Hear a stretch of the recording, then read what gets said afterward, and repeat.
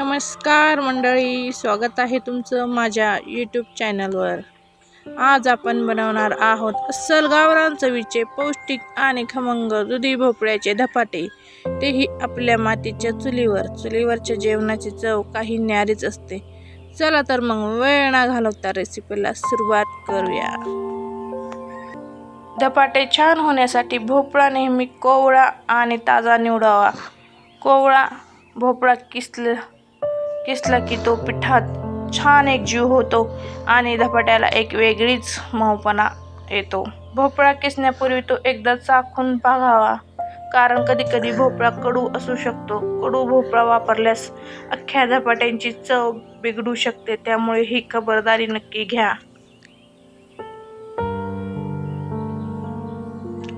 आता मी इथे भोपळ्याची साल काढून घेतलेली आहे, जेणेकरून किस एकदम पांढरशुभ्र आणि मऊ पडेल।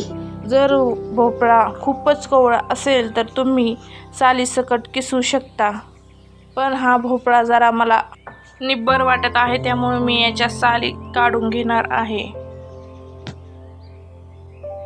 दुधी भोपळा आरोग्यासाठी खूप चांगला असतो। जे मुलं किंवा मोठी माणसे भाजी खायला कंटाळा करतात, त्यांना अशा प्रकारचे धपाटे करून दिले की ते आवडीने खातात आणि पोटातही भाज्याही जातात।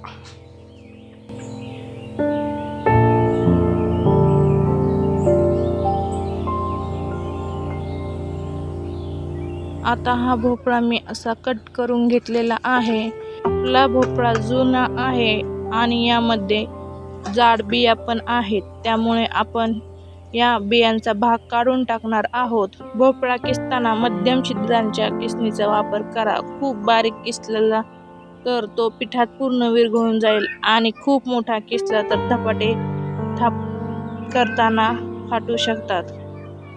धपाटे बनवताना भोपळ्याच्या किसामध्ये पाणी पिळून काढू नका, त्या पाण्यातच पीठ मळा, जेणेकरून धपाट्यांना भोपळ्याची खरी चव आणि पौष्टिकता मिळेल। मी इथे सगळा भोपळा किसून घेते।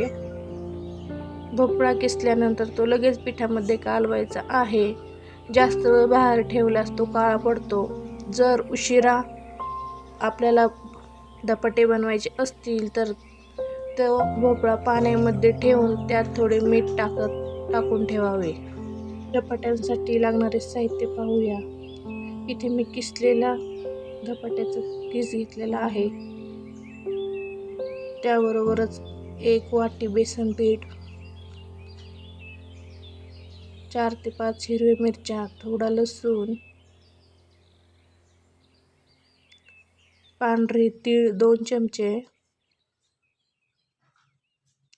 2 वाटी गव्हाचं पीठ, थोडं गावरान तूप आणि कोथिंबीरची पूड। त्याचबरोबर आपण सुके मसाल्यामध्ये 1 चमचा जिरं, 1 चमचा लाल तिखट वापरणार आहोत। त्याचबरोबर हळद 1 चमचा। एका भांड्यामध्ये आपण गव्हाचं पीठ घेऊन त्यामध्ये 1 वाटी बेसन पीठही कालवून घेणार आहोत। त्याबरोबर लगेच आपण किसलेला भोपळाही यामध्ये घालून घेऊया। त्याबरोबरच हे कोथिंबीरची पूड ही आपण यामध्ये घालून घेऊया। थोडीशी 1 चमचा हळद ही यामध्ये मी घातलेलं आहे। त्याचबरोबर आपण इथे कलर येण्यासाठी 1 चमचा तिखटही घातलेलं आहे। पांढरी तीळही यामध्ये मी टाकून घेणार आहे। चवीनुसार मीठही यामध्ये घातलेलं आहे। त्याचबरोबर 1 चमचा ओवाही आपण यामध्ये असा रगडून घालणार आहोत।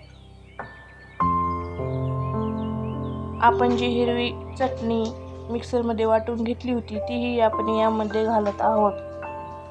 आता हे सर्व आपण एकजीव करून घेऊया।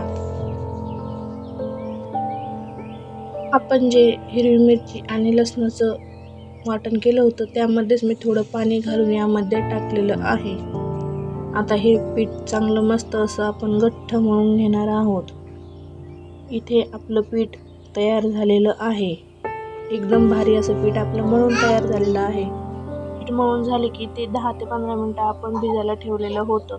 आता याचे मी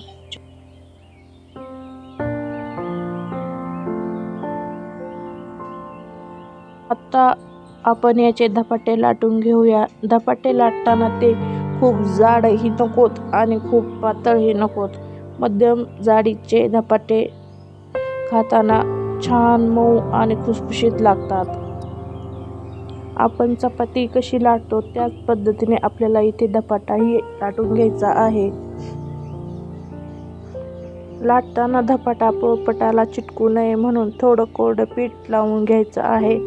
भोपळ्याच्या किसामुळे पीठ थोडं चिकट असू शकतं, त्यामुळे हलक्या हाताने लाटावं लागतं. व्हिडिओमध्ये दाखवल्याप्रमाणे आपल्याला हा धपाटा असा त्रिकोणी लाटून घ्यायचा आहे. म्हणजेच याचे 3 पदर आपल्याला भेटणार आहेत. चला आता आपण हा धपाटा मस्त असा लाटून घेऊया. बघा, लाटताना कडा अगदी मस्त अशा लाटून घ्यायच्या आहेत. जर कडा थोड्या फाटल्या तर हाताने त्या सारख्या करून घ्या, म्हणजे धपाटा दिसायला सुरेख दिसेल. धपाटे अधिक खुसखुशीत होण्यासाठी पिठात 1 ते 2 चमचे तांदळाचे पीठ किंवा गरम तेलाचं मोहनही टाकू शकतात. आपण चूल पेटवून तवा गरम करण्यासाठी ठेवलेला होता. आपला तवाही अगदी गरम झालेला आहे. त्यावर मी थोडंसं तेल टाकून हा धपाटा आपण त्यावरती भाजायला टाकणार आहोत. धपाटा भाजताना घमघमाट सुटलेला आहे. मध्यम आचेवर दोन्ही बाजूने खरपूस भाजून घ्यायचा आहे. गॅसवरच्या धपाट्यापेक्षा चुलीच्या धपाट्याची चव काही औरच असते. त्या लाकडाचा धूर आणि लोखंडी तव्याचा खमंगपणा यामुळे धपाटे अतिशय चविष्ट लागतात. बघा, दोन्ही बाजूने किती सुंदर सोनेरी रंग आलेला आहे. वा, बघा आपला धपाटा किती छान टम फुगलाय.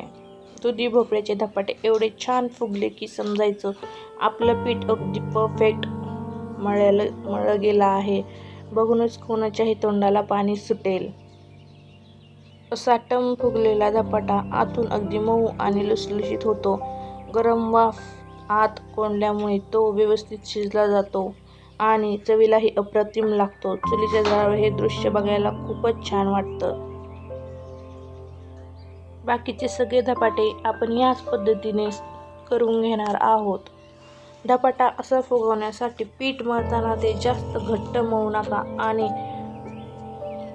सर्व बाजूने समान आकारातच आपल्याला हा धपाटा लाटायचा आहे, म्हणजे तो असा टम फुगतो.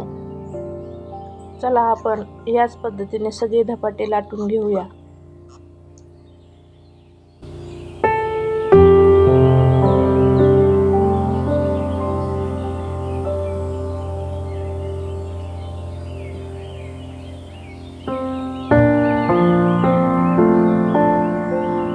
आता हा धपाटा बघा किती छान टम फुगलाय. मी तुम्हाला हा थोडा उघडून दाखवते. तुम्ही बघू शकता याचे किती सुंदर पापुद्रे सुटलेले आहेत. अगदी पातळ आणि मऊ लुसलुशीत लेयर्स तयार झालेले आहेत. असे पदर सुटले की समजायचं धपाटा आतपर्यंत अगदी व्यवस्थित वाफळ. हे बघा किती लुसलुशीत झालाय. अगदी हातात घेतला की विरघळेल इतका मऊ. असे लेयर्स असलेला धपाटा खायला खूप चविष्ट लागतो, कारण यात मसाल्यांचा आणि दुधी भोपळ्याचा स्वाद प्रत्येक पापुद्र्यामध्ये उतरलेला असतो. चुलीवरच्या धपाट्याची हीच तर मजा आहे. तर कशी वाटली तुम्हाला आजची ही चुलीवरच्या दुधी भोपळ्याची धपाट्याची रेसिपी? आवडली असेल तर नक्की लाईक करा.